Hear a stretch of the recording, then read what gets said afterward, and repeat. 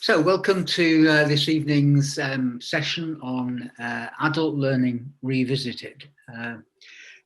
Those of you who've been attending CPD-Me webinars for a number of years will recognise that this has been one of the themes that I've explored on an episodic basis to look at some of the important underlying theories and practices, particularly in relation to the type of work that I've been engaging in, which has been predominantly instructor and educator training within the context of life support courses and that variety. And it was in anticipation of the new version of the ILCOR recommendations in respect of life support and how that was interpreted by the European Resuscitation Council and the Resus Council UK and the Advanced Life Support Group and other life support providers that I thought I'd actually sort of have to spend a little bit of time thinking about the underlying theories and practices of adult learning, again, just to help people perhaps make sense of some of the assumptions and assertions that were made in both of those reports, or all of those reports. Okay, so the issues that I'm particularly interested in are the sort of things that allow us to answer questions like this one. And I'd like you to spend 30 seconds or so just having a close look at this photograph here. Perhaps jotting down some thoughts on a notepad or any words or phrases that leap into mind that you can perhaps insert on the chat screen. So what does it mean to learn? So what we have here is a child of perhaps maybe 12 months old, just reaching the point that they can attempt, at least if nothing else, to stand, and is beginning to engage with an environment that one assumes will be also populated by other adults. And quite evidently, that group of adults will be a source of learning for this young child. As will the environment itself, there'll be an awareness of the floor surfaces, an awareness of potential obstacles, that stool that's sitting behind it, an awareness of pieces of electrical equipment that this child's parent may well make every effort to keep away from. And there's also other things that is going to contribute to the child's learning. In their hand is a picture book of some description. So you get the feeling that the likelihood is at some point that the parent's going to sit down with this child and spend some time reading the picture book. And behind there is some shelving, and on that shelving there are other things that are potential sources of stimulation and engagement. So here we have a classic example of a human being in a very, very rich learning environment. And in the first 5 years of this child's life, they are going to achieve one of the major intellectual heights that is almost certainly going to be very, very difficult to replicate in future. And that is the learning of a language.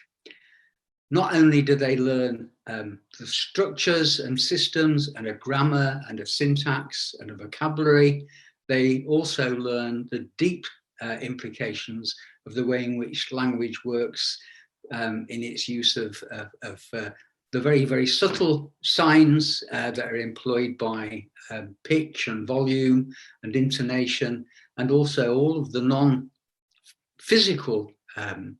non-verbal manifestations of language that go alongside the words themselves. So in the first 5 years of life, all children go through this enormously complex intellectual process.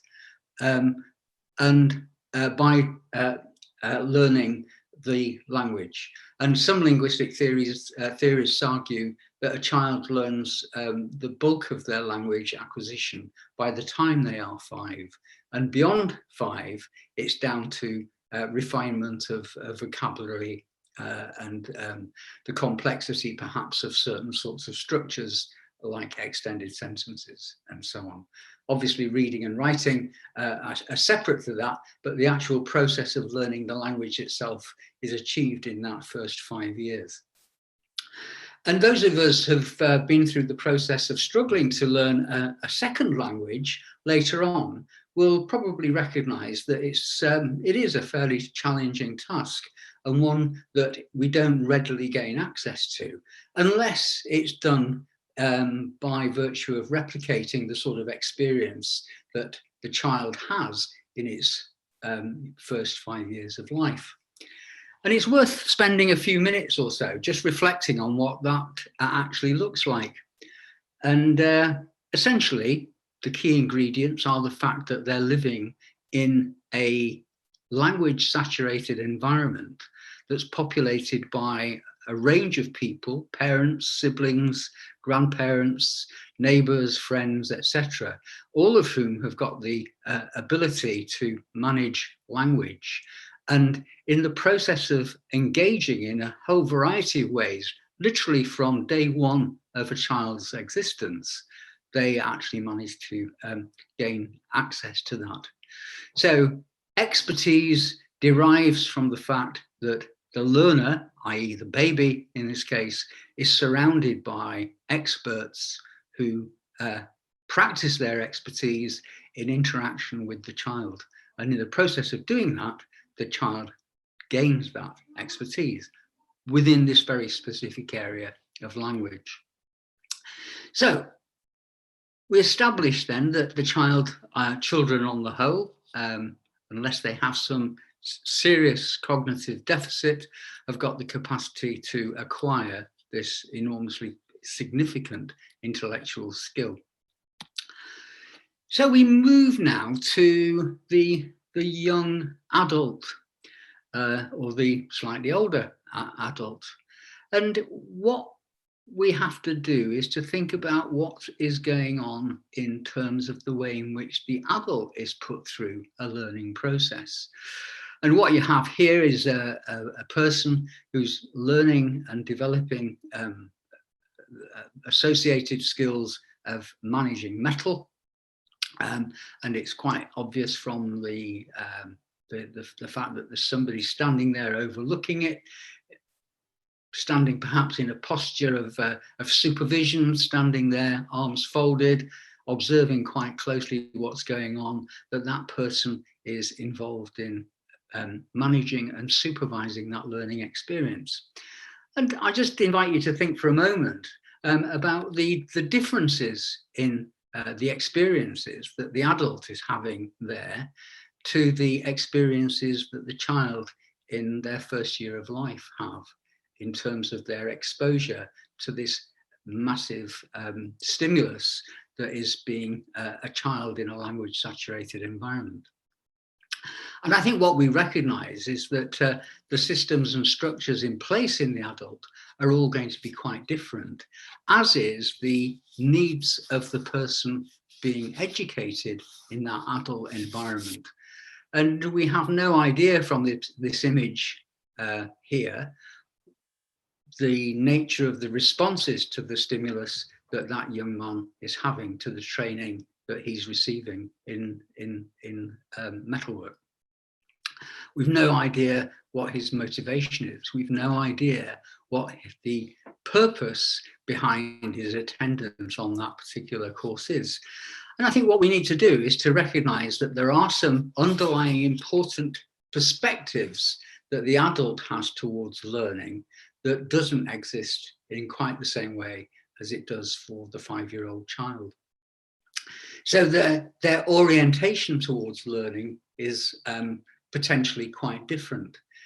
The young child has got very, very strong motivations to engage in the process of language acquisition in order to respond to all of the stimulus that they get and hear from other people around them. That doesn't necessarily apply to the adult in that learning environment. On the whole, the adult is autonomous in that they have situations that they can make for themselves. They can choose to engage in a particular type of process. That the idea of people being forced as adults into a particular type of learning environment is in fact quite alien to the all of those elements of self-regard that the adult has. So they're very, very reluctant indeed to engage in situations where they are made to learn. And all I would say on that, in the context of the field of practice that you guys are engaged in, is your response perhaps to mandatory training. Mandatory training is almost by definition a compulsory component of induction into working in a new environment. And my only experience of NHS mandatory training was a one day that I spent in a lecture theatre some years ago, where I listened to the same trainer present maybe 10 or 12 different lectures on different subject matters to a large, quite mixed audience, ranging from relatively new junior people to considerably more senior consultants and others. And I would generally say that very, very few people were paying very much attention to anything that was going on at all. But they had to be there, even though their autonomous position would be that they would be far rather doing something else. I think it's true to say that adults, almost by definition, have got significant experience, and that has to be capitalized on if people are going to benefit from the learning opportunities that are presented to them. And that experience doesn't necessarily have to be directly related to the field of practice that they're being inducted into. It can be the more generalized experience related to their previous engagement, previous employment, etc. Motivation is an interesting issue. Almost by definition, there is an assumption that people who voluntarily take part in adult education activities are intrinsically motivated. They are there because they want to learn. But there are also extrinsic motivations that sometimes drive people to go along to certain sorts of courses. So in the field of practice that I engage in, of people wanting to get the qualification in the Generic Instructor Course that I teach on, people are motivated to do that perhaps because, among other things, it looks very good on their CV. And that's not a bad motivation. It's perfectly legitimate for you to engage in particular sorts of activities because they do look good on your CV. But nevertheless, it doesn't necessarily drive people towards the most significant exposure and engagement with the subject matter, unless the subject matter turns out to be highly interesting, highly engaging, and in fact relevant, which is the final point that the penultimate point I come to here. Much of the expectations that adults have of their learning environments is that it has to be relevant to their particular needs. And I think that there's a significant difference, for example, in the type of response to a webinar like this one that addresses issues around educational theory as compared to the sort of practices that perhaps people engage in on a day-to-day basis as part of their work life. And in some respects, it's perfectly understandable to recognize that for some people, an exploration of educational theory isn't as relevant to their professional needs at that particular time as something that is more directly related to what they do in their workplace, which obviously leads into readiness, because there are points at which some people think, well, I'm now ready to think about stepping back from the direct face-to-face environment, and I'm interested in exploring the significance of this, perhaps in working with junior colleagues. As a consequence of that, the motivation to engage autonomously with these new experiences, because of its potential relevance, makes it much more readily accessible. Okay, so just to break up the conversation somewhat, I'll give you an opportunity to have a think about this first poll. And I'm interested in what your chosen preference is for a method of learning. And there are 4 options that I'm offering, and one other option that allows you to specify what your preferred method is, your chosen method, by the chat box. So I'll give you a minute or so to respond to those when Dawn has put the poll up. Thanks very much. Well, I'm going to pretend to be Dawn, but I'll pop the poll up anyway, Mike. Sorry? I'll pretend to be Dawn for a minute, and I'll pop the poll up. Okay. Thanks, Andrew. Okay, so we've got about 20 people, 35% voted. We'll just leave it up another 15, 20 seconds, and then we'll give you a countdown. Fastest finger first. Okay, and are we getting any responses on the chat box? We are. I'll pop it up in a second for you, and I'll show you the results. So we've got 10 seconds left. 8, 7, 6, 5, 4, 3, 2, 1. Okay, I'll end the poll and I'll show you the results. There we go. Okay, so quite a significant proportion of people having a preference for watching a demonstration of some activity. Relatively low turnout for both reading and listening, and a modest 20% or 18% or so looking at problem solving or other forms of practical engagement. And 5 others, I don't know whether people have actually included those, Andrew, in the chat box. I can't see it at the present time. Let's have a look for you. So yeah, some people put combination, depends on the subject matter, as it's my preferred style. I like to do it with someone's guidance. I tend to be very hands-on and practical. So quite a few comments in the chat. I'll pull them all together. Okay, that's brilliant. Okay, so thanks very much indeed for that. And I think what we've got is an interesting variation in what people have preferences for. And I think it's perfectly understandable to have that sort of high level of appreciation for demonstrations, because if nothing else, even if you do then subsequently want to hear somebody talking about it or to read about it in an article or a chapter in a book or something of that nature, or engaging in a practical opportunity to practice it, that opportunity in the first instance to see the whole thing demonstrated goes back to the sort of needs that the young child has when it's first exposed to that language-enriched environment that we were talking about in the first few minutes of my talk. That what we're talking about here is capitalizing on our sort of desire, in a sense, for actual acting out the behaviors that are of interest.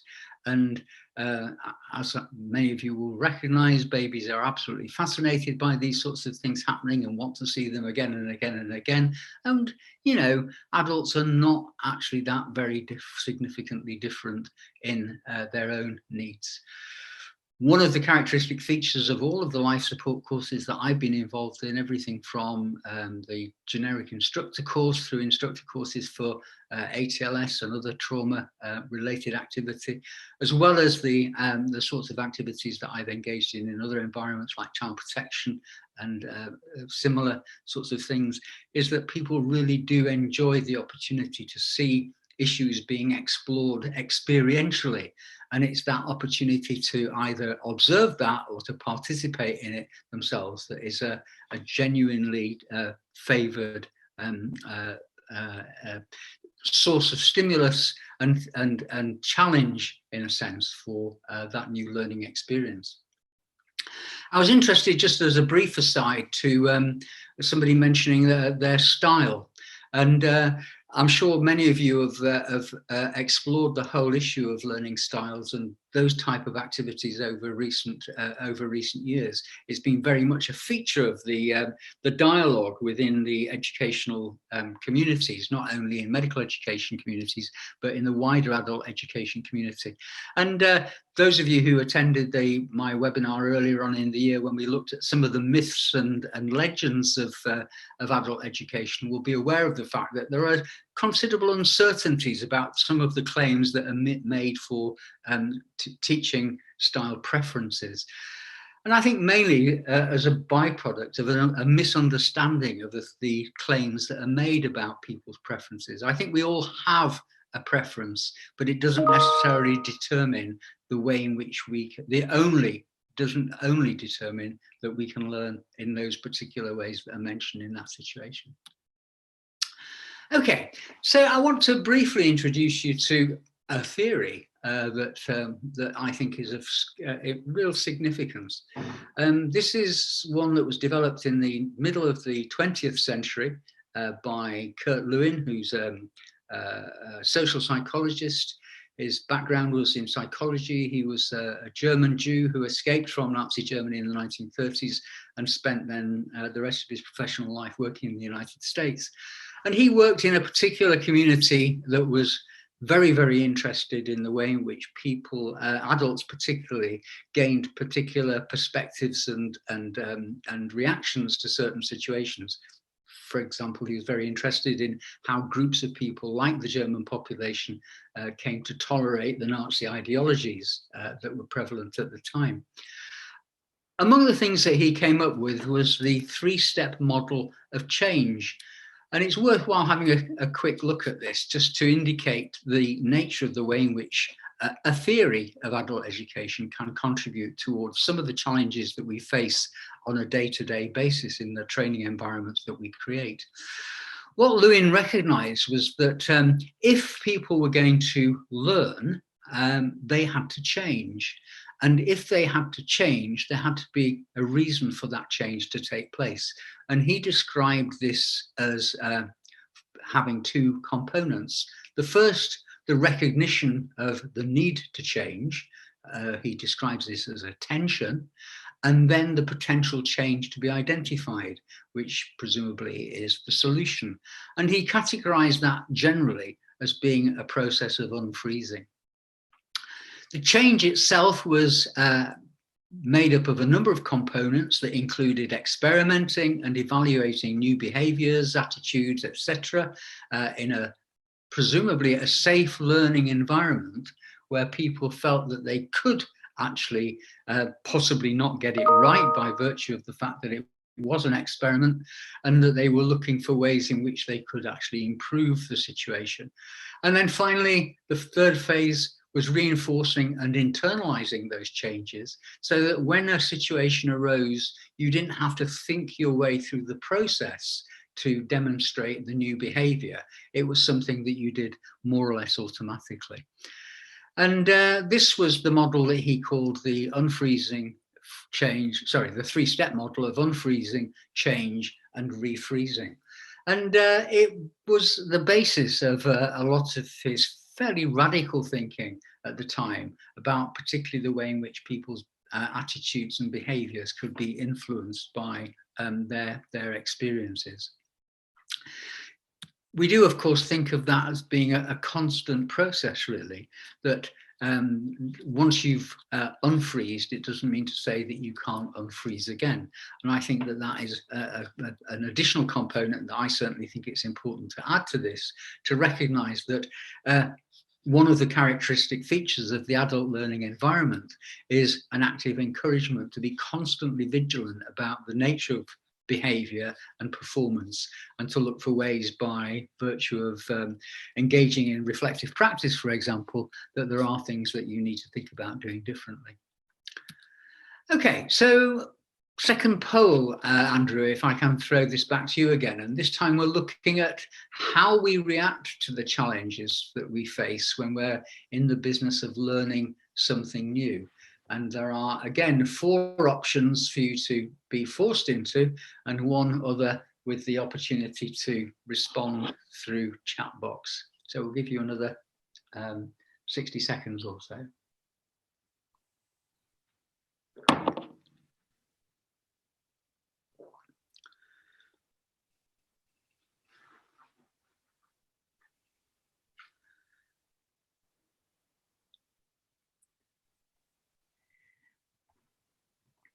We've got 37% people voted. We'll just give you a few more minutes. Fastest singer first. Okay, I'm going to close the poll in 10 seconds. So 10, 9, 8, 7, 6, 5, 4, 3, 2, 1. We'll end that poll. And your results are there, Mike. Right, so okay, so obviously we've got a bunch of innovators in this room, which doesn't surprise me at all, that you recognise that you're always at the forefront of things that are being new. A smaller group identifying that that's something that we already do. And I think that this is not an unreasonable response, actually, because I think that sometimes organisations are well behind practitioners when it comes to innovation. The next few are, well, the next category, that 35% in the middle there, who are demonstrating, I think, what something that is a perfectly understandable reaction to issues that emerge from, particularly from initiatives from outside. And we're going to explore this a little bit further down the line. So I won't say much more about that for the moment or so. And one person who recognises or would support the notion that new ways of doing things are just fads. And we got half a dozen people who've commented, and I don't know whether, Dawn, it's possible to quickly identify what those comments include. Yeah, absolutely. So Steve said he doesn't find it challenging himself, but he sees it often in others, which is a very true statement. Yeah. Leslie Ann says it depends on the learning. Yeah. And David Jones suggested perhaps it's changing too many times. Right. I mean, that is a very interesting point, that we can actually become overloaded by innovation, particularly at times when there are lots and lots of new ideas or lots and lots of challenges. And again, I'll be coming back to this particular issue in a moment or so. So if we can close that and move on.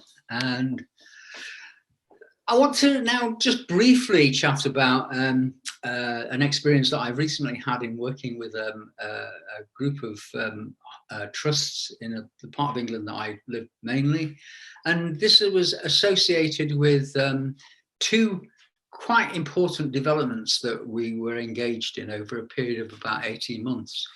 The first of these was a program that was looking at the implications of certain practices and behaviours in maternity services that had led to a situation whereby significant numbers of babies and mothers were damaged in some way by the maternity process. High levels of infant deaths, significant numbers of maternal deaths, and a range of morbidities associated with some practices that had apparently emerged within these maternity services.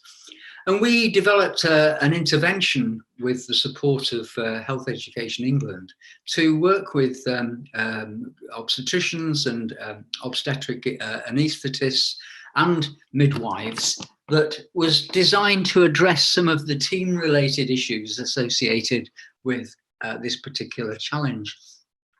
And what we had was an extremely successful initial intervention, working with the more senior members of this community over a period of about 9 months or so. And a recognition from that community that it was something that the rest of their community would be able to benefit from if we were to give them access to the training programs associated with the initial intervention that they'd experienced. And in attempting to innovate in this area, we hit a whole string of obstacles, ranging from organizational ones of time and resources to staff availability, given pressures of service delivery, to a certain amount of resistance to the innovations that were being suggested, because this is the way we do things in our type community. And we made a deliberate attempt, as a consequence of the events that have taken place over the last 12 months in relation to COVID-19, to compare the response to that particular training intervention to the COVID-19 training interventions that were specifically those around safety in PPE management and all of those sorts of things.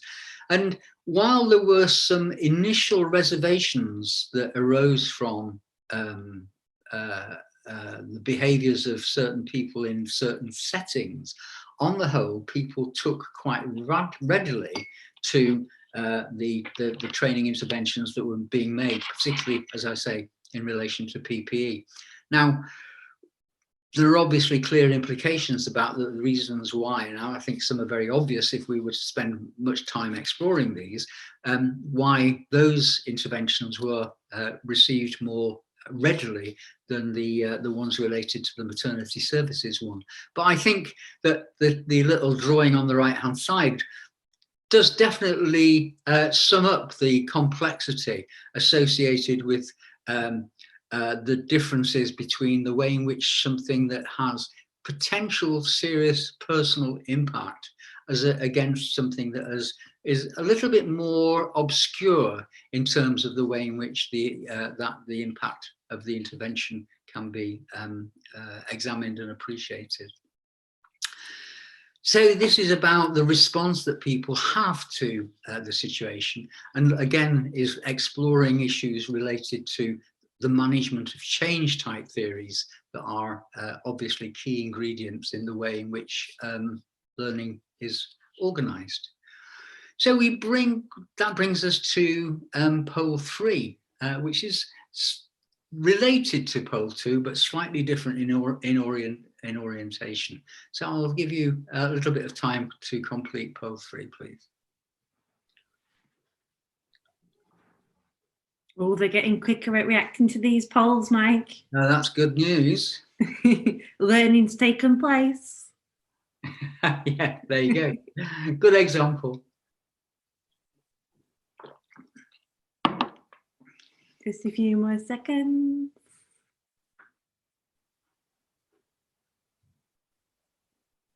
Okay, so I'll end the poll in 10 seconds. So if you've not voted yet, vote quickly. So 10, 9, 8, 7, 6, 5, 4, 3, 2, 1. End that poll. And your results are here. So what we have again, and again, not surprising given the nature of the community that we're talking to tonight, there's a general high level of support for innovation, a recognition, I suppose, inevitably, that things could be done slightly better.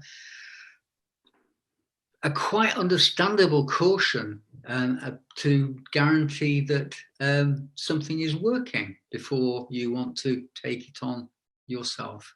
And then some of the reservations that people have been honest enough to comment on, that it is a recognition that change is sometimes quite unpleasant, or it makes you feel uneasy because you're not aware of the consequences. And in some real cases, some significant cases, it actually can be quite a painful thing to have to do things differently.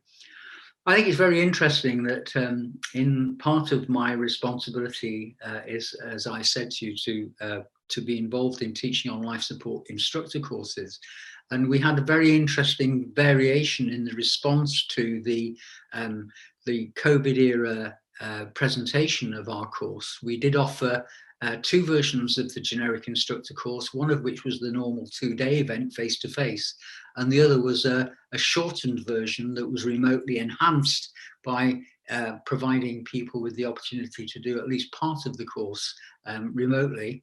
And on the whole, we had very, very positive responses to that innovation from the candidates, but considerably less positive responses from the instructors, all of whom who were engaged in that were very experienced and obviously almost by definition quite committed to the existing process. So they would almost certainly are fitted into the C category on that poll.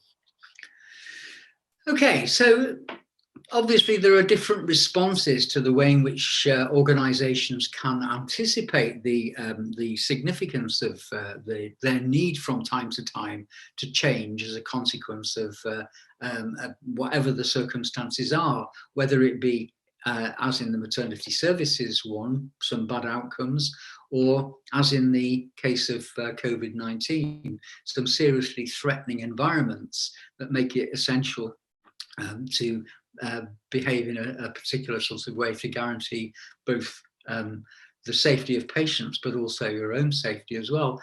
And obviously there were people who would sit around and explore the implications of those changes with the sort of graph that you, sort of chart that you see there on the screen.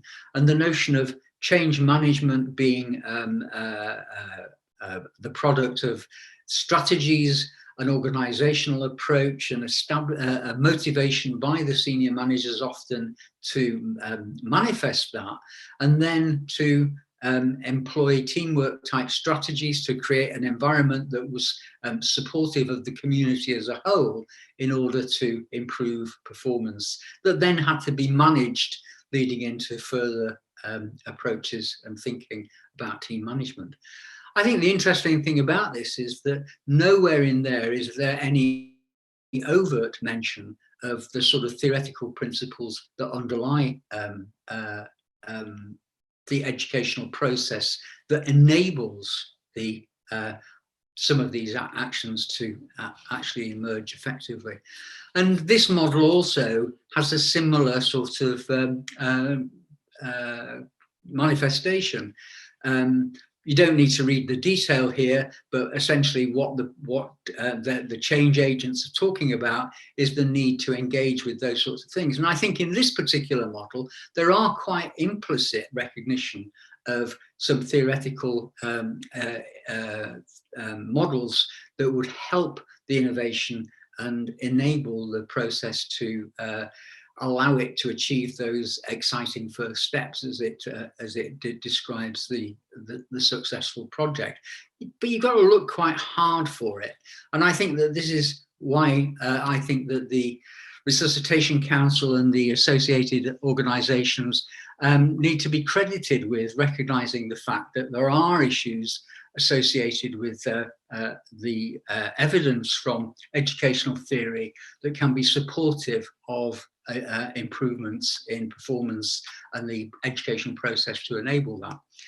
And there are a couple of mentions of this, and I'll just focus on these briefly before I move towards wrapping up.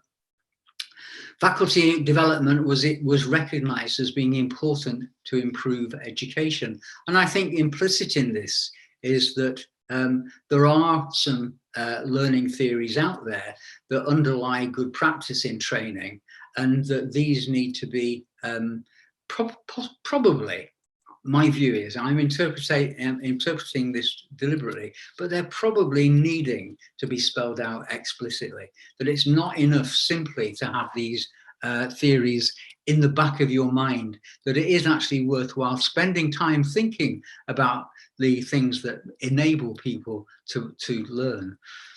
And while it's true to say that the evidence within resuscitation training is a little bit scarce, there's a lot of evidence in other areas of activity, particularly the wider adult education community, that is very, very supportive of the sort of models that inform good practice in our medical education community. And what we're talking about in terms of evidence is a variety of things that support or challenge claims, theories, or arguments. And I think that this is possibly where I depart a little bit from the work of the Resuscitation Council and its related organisations in describing the sort of evidence that they're looking for. They all make very, very specific claims for the science that underlies the actual performance of resuscitation, the science associated with the clinical practices associated with effective resuscitation, whether that be the intensity or the range of physical actions like CPR, or the giving of certain sorts of drugs, or the use of other devices that enable effective resuscitation to take place. I think that there is a body of exploration that's gone on in medical science over the last 50 or 60 years or so that is checkable and testable through things like randomized controlled trials. And that is the basis of the evidence that is often offered. That type of evidence is not evidence that is suitable to justify educational theory. What we need to look at is something that is much more experiential and organizational and representational of a person's experience of a particular approach that has been adopted to teach particular types of things. And that may vary from skill to skill, or attitude to attitude, or whatever it happens to be.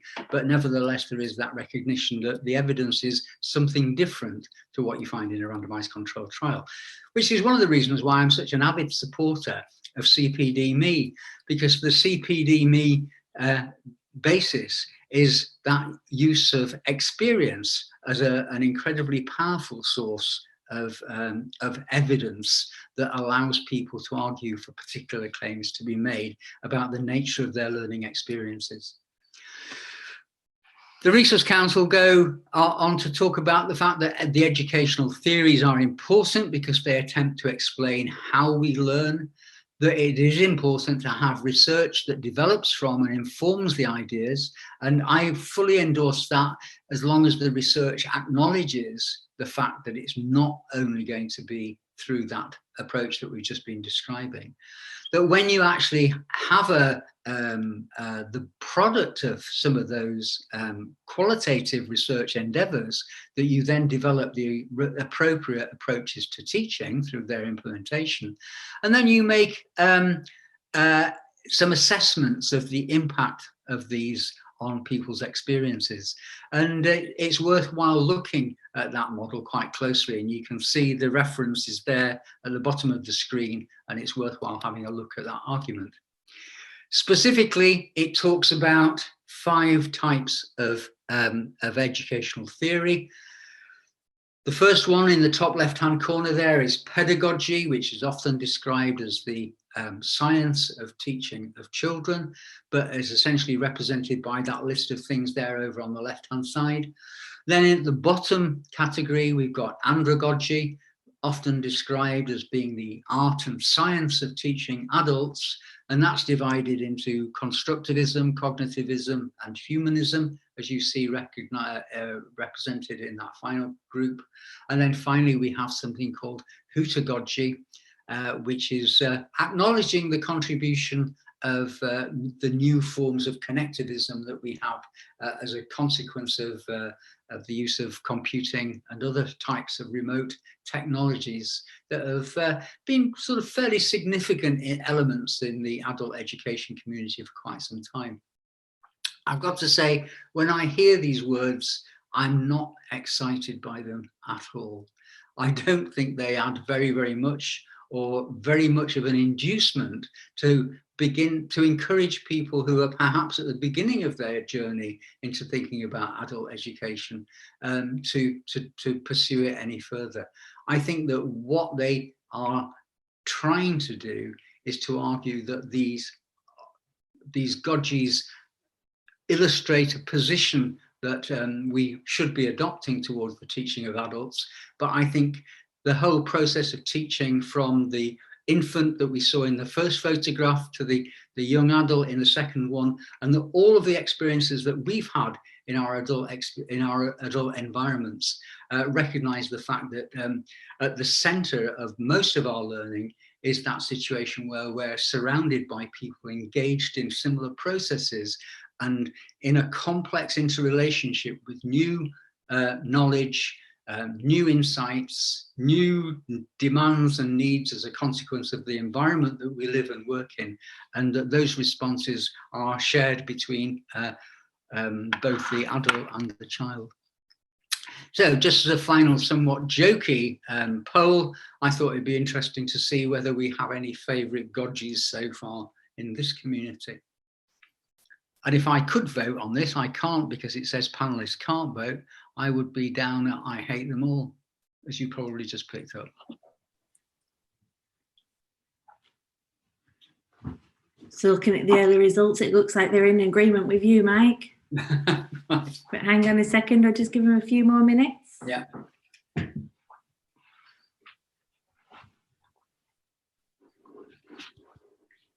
And we'll end that in 5, 4, 3, 2, 1. And here are your results, Mike. Splendid. That's what I like to hear. Okay, I mean, I recognise the fact that people do have preferences, and historically the pedagogic model was very much about the authority of the teacher, the adult, if you like, in the adult-child arrangement. But andragogy is at least a recognition of the role and significance of adult self-determination, and that we can't ignore the existence of new technology. We're sitting in an environment at the moment that's relying almost entirely on new technologies. So we might not like the word, but we're definitely in a heutagogy type environment. And recognizing that they don't necessarily help in our enthusiasm or commitment or engagement to particular adult education theories, we can recognize that there are some real value in exploring them and their relationship to learning for everybody concerned. Okay, so in moving towards the final slide, obviously we can have a look at any comments and questions from the chat box, but those are my contact details. Please don't hesitate to be in touch for any further thoughts on these subject matters. So back to you, Dawn, for the final few minutes or so.